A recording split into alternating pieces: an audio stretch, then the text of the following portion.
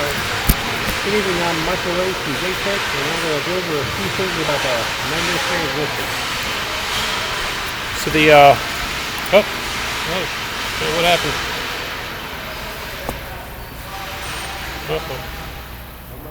What happened here?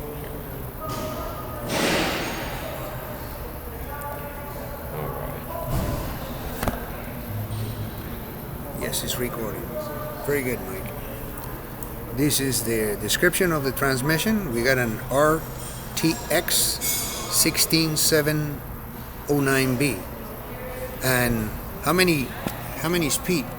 How many? Well, this one here is a 9-speed transmission, and there's a breakdown of all these numbers. So the R stands for Roadranger. Right. It's a twin countershaft transmission. It's this one here is a 9-speed. So it has 9 forward speeds. It should be over here. 9 forward speeds. Roadranger twin countershaft. And this particular transmission is torque level of 16, which makes it 1,600 foot-pounds of torque. Excellent. And the X also give you an option to put inertia brake. That's correct. Right? That's right. And Mike, an inertia brake slows down what shaft? It slows down your countershaft. Excellent. And it slows down the countershaft for give you better performance to avoid gear crashing and right. And make the shifting smoother, right? That's correct. Very good. Now, looking at this transmission here, Mike, right? You just finished rebuilding this main box. That's correct. You took it apart, right? You disassembled completely the main shaft. That's correct. And you notice that this main shaft is known for, they give this main shaft a name, which is because the gears, they kind of float, right? Well, the main shaft has floating gears. The countershaft does not. That's right. Because these main gears will shift back and forth. Right. This is where your shift collars are. They might be kind of difficult to see, but you have 3 of them. Right here. That's your reverse in first gear. Right. That's your reverse here. That's your reverse. That's your first gear. That's your second gear. That's your third gear, fourth gear, and your 5th gear. Excellent. So there'll be three shift collars. Now, in this main shaft, so the gears don't move out of place, does he have something in the middle to keep it in place? Does he have something that keeps them lined up, like a keyway or something of that nature? Well, the gears are all keyed to the shaft. That's right. So they'll slide back and forth axially, but they won't. They will not. They're not going to bond. They're just going to Right. rotate and then move back and forth. Very good. So they're all splined. They're all keyed to the main shaft. Now, one question. This counter shaft. I noticed that this gear here has got different pattern, tooth pattern. Why would you have this type of tooth pattern in a counter shaft? Does it have anything important to do with this transmission? That gear there is different because it gives you the ability to install a power takeoff. There you go. Now, if you come over here, you'll see these covers. And these covers can come off, and you can install a power takeoff. Very good. What would be a power takeoff? I mean, what would you put in here? You could. Most times, you could run pumps. You can run air compressors. An auxiliary drive. There you go. Excellent. Very good. So, and question, you have 2 counter shafts. What about the location of your power takeoff? Can you put them either or would be a problem? no, you can put them on either side. This particular transmission has another shaft. It might be difficult to see the gear. There's the other power takeoff gear, and over here is another cover right here. Plate. Right. So you could run 2 power takeoffs on this particular transmission. Very good. Now, this transmission has an adapter in the back, right? That compounds and helps give you a new sequence of gears, right? So if you have 5 speeds here, That's right. That's right. right, you have something that goes in here. What is this called here? This is called your auxiliary box. There you go. That, And what is your auxiliary box right now? What do you Well, right now it's on the workbench. in a workbench? We're going to need to install it to finish the transmission. Oh, okay. But this has it's a 9-speed transmission, so you only have 5 speeds in this box here. This is your main box. Right. So with the auxiliary box, it gives you the option of going to high gear, Right. which gives you 4 additional gears. Excellent. And this valve that is in here, right? What makes this valve actuate? That's your air shift valve. Air shift valve. Very good. So air is the Air is your actuator. is the actuator. And the driver will have a lever on his shift lever inside the cab. He'll send air through this valve. It'll go through the slave valve and shift that forward To the high gear. auxiliary, right? And then it would go into high and low. That's correct. Very good. Now, one question: what happened if this transmission, right, engages into two gears? Right now, I just engage reverse, right, and first. I got these 2 engagement. What would happen to this transmission when that happens? It's going to lock up. If that happened while you were operating, you would cause a lot of damage. Yes, you would destroy this transmission. So, what keeps these clutch collars in place would be your shift bar housing, The shift. That's right. and that's you right. have your D10 balls, and every time you shift, it would only go to one specific gear That's correct. to avoid major damage. Very good. Now, I notice over here you got this paint. Why this has yellow paintings? What is Well- the purpose? What do you paint it for? It's difficult to see it, but the paint marks is for alignment.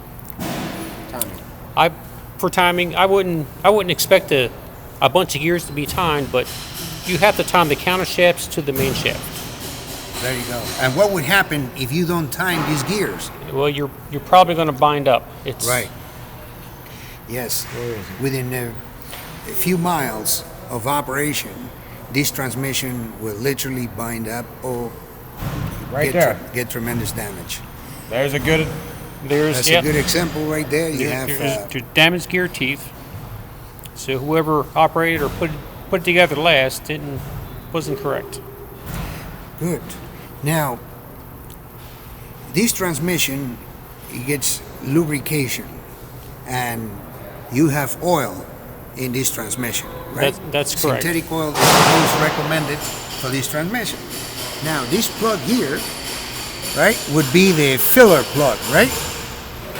This is you take this off, and Right. You put the oil in this plug, Right. and where would be the drain plug? The drain plug is on the bottom. And the bottom. It might be hard to see, but Yes, but in the bottom of this transmission, we will Right find here. a drain plug, right? Where right there. Your drains are always on the bottom. Your fills are always on the side. so if you were going to inspect the proper oil level, you would have to remove these, and it would have to be visual, or you would have to stick your finger. How would you go about it No, I would pull that plug out, and I should have oil level at that plug. at that plug? It shouldn't be below it. There you go. Excellent. So, is it fair to say that this transmission lubricates by splashment? That is, the oil gets picked up by the countershaft and the lower gear teeth, and it brings it up and it lubricates, splashing the oil. That is correct. Yes. Very good. If you open this transmission and you see these gears change in color, how can you tell that this transmission overheated as a result of lack of lubrication? How can you tell? Well, discoloration is a sign of overheating. Absolutely. But I would check the oil level. I would check the oil type as well. Yeah, but it'll be obvious if I open it will up. be obvious, right? It will be like a bluish type of color. That's right. Right? The gears will be stained. That's right. So it would be fair to say that the steel, it never lies. It stays intact. That's How right. it happened during the time of the incident. That is, whatever damage happened, the steel will remain as such. So when you open this transmission and the driver told you that he was doing everything perfect, but you open this transmission, you start finding broken teeth, That's right. and it's all blue in color, then this transmission overheated, right? That's a sign of overheating. It's common, like lubrication. Right.